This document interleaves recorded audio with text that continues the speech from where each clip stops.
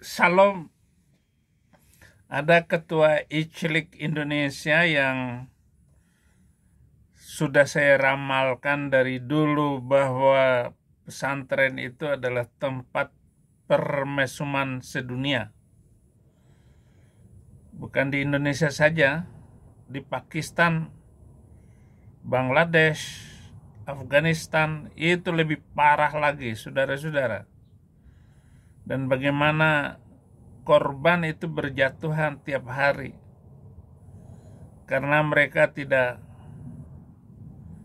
memahami sungguh-sungguh agamanya, karena memang disuruh, sepertinya disuruh. Bahkan ada kitab-kitab seperti Qurratul Uyun itu dibolehkan untuk melakukan karena merangsang.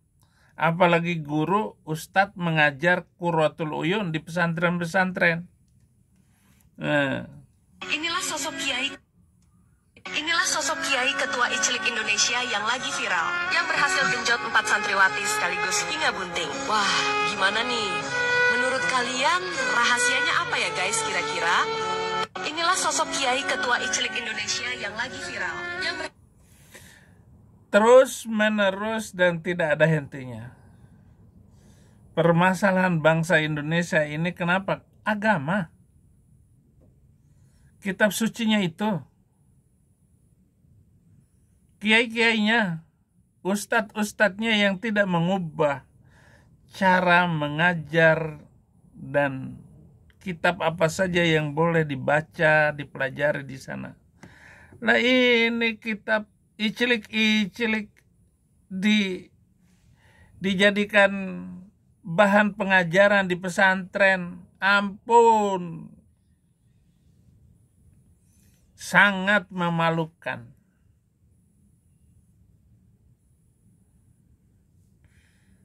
Nah, apa yang dilakukan ustadznya itu di sana, saudara-saudara? Jadi ustadz ini mengajar pelajaran-pelajaran itu sehingga terjadi kekerasan seks sebagai salah satu tindakan itu kriminal.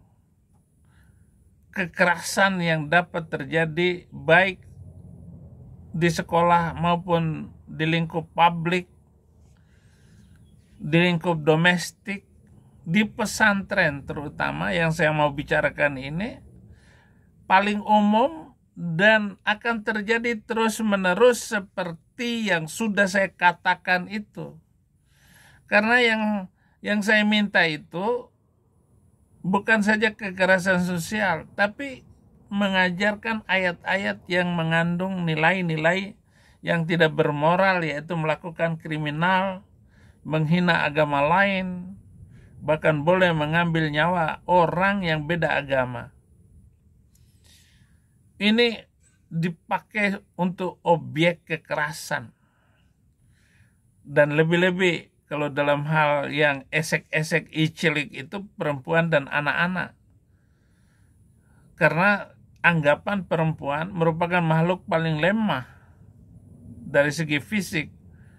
Walaupun tak dapat dipungkiri bahwasanya perempuan telah memberikan kontribusi yang cukup banyak dalam setiap sektor kehidupan umat manusia. Menggendong anaknya, melahirkan anaknya, mendidik anaknya dengan penuh kekerasan. Udah itu dipukul sama suaminya. Ya karena nggak kuat tahan hidup yang berat, apalagi ekonomi yang masih rendah, gaji suami nggak cukup. Akhirnya menjadi sebuah masalah global. Ini memerlukan tindakan lebih lanjut dari pemerintah. Tentu saja semua yang dilakukan oleh ustadz-ustadz ini adalah melanggar hak asasi manusia. Bahwa setiap manusia memiliki hak untuk berkembang. Hak-hak sipil, politik, hak-hak sosial, ekonomi, hak budaya.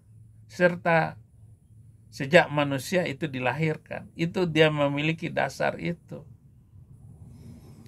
Di pesantren itu, saudara-saudara, diajarkan bagaimana kemaluan wanita, apa kalau masuknya, bagaimana caranya memasukkan.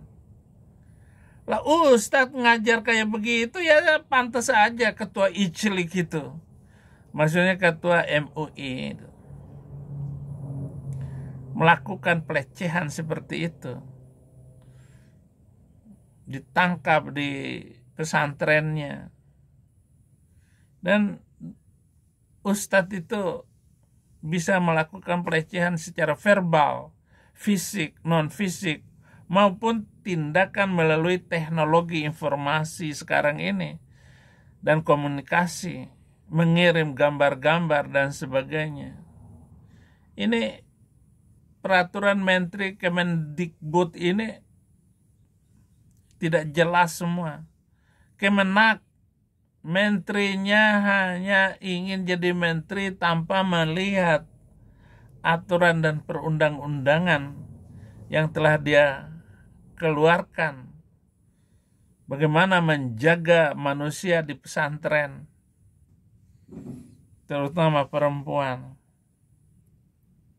Dan di sana banyak sekali kekerasan fisik yang dilakukan oleh kakak kelas kepada adik kelasnya.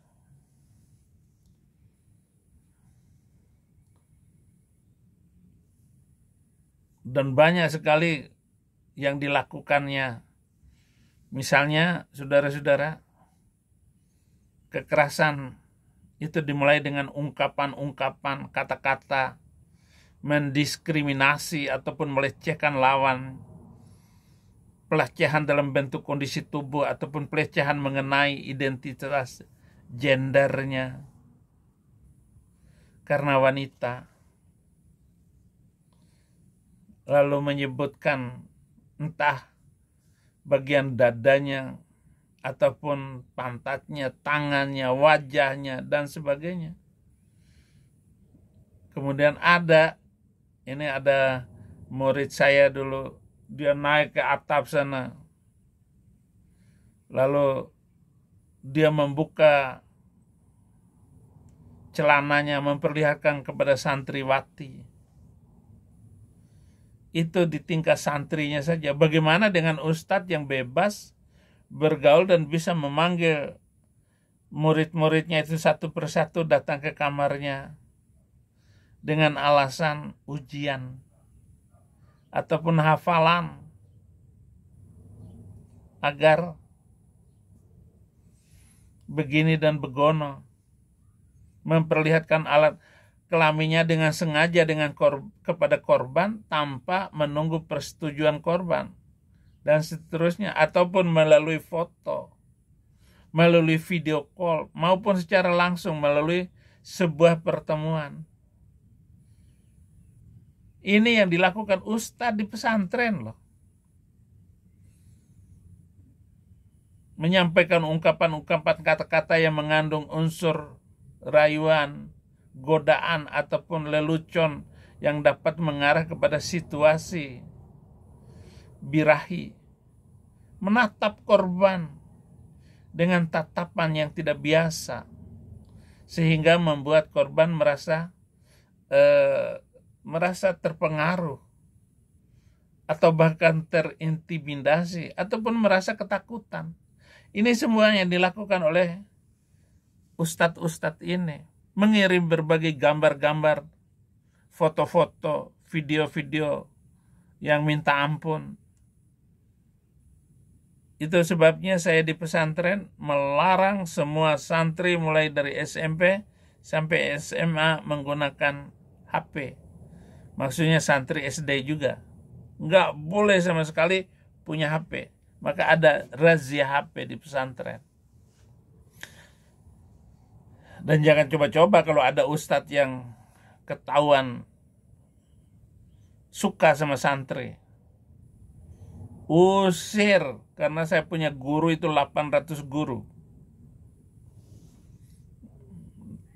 Bagaimana intimidasi selanjutnya mengambil mereka, menyebarkan gambar, rekaman-rekaman audio atau visual korban yang bernuansa begituan birahi tanpa adanya persetujuan dari korban, mengunggah foto tubuhnya, rekaman-rekaman, lalu mengajar seperti itu. Nah, hal-hal ini menjadi bagian di mana pesantren ini mestinya, dan Anda sudah tahu, anak-anak gus, anak-anak kiai itu pekerjaannya cuman begitu. Jangan Anda diam atau lihat begitu saja. Itu Zuma itu, dia melakukan kekerasan seksual. Yusuf PI, itu kan di rebutan cewek semua karena dia terkenal di TikTok. Betapa banyaknya orang yang melakukan rayuan seperti itu. Nah, saya kira pemerintah ini segera mengawasi pesantren-pesantren itu dari hal-hal yang buruk tadi, supaya tidak banyak jatuh korban terus-menerus di pesantren. Dan bagaimana mengawasi para ustadznya ini. Dan akhirnya saudara-saudara, wali murid yang memilih pesantren sebagai tempat menitipkan anaknya menjadi takut. Sehingga juga pesantren itu adalah tempat yang murah untuk memberikan makan, minum, dan pendidikan yang lebih murah daripada sekolah negeri. Sementara pemerintah tidak mampu menyiapkan pendidikan yang bagus dan berkualitas untuk anak-anak mereka. Terima kasih saudara-saudara. Tuhan Yesus memberkati.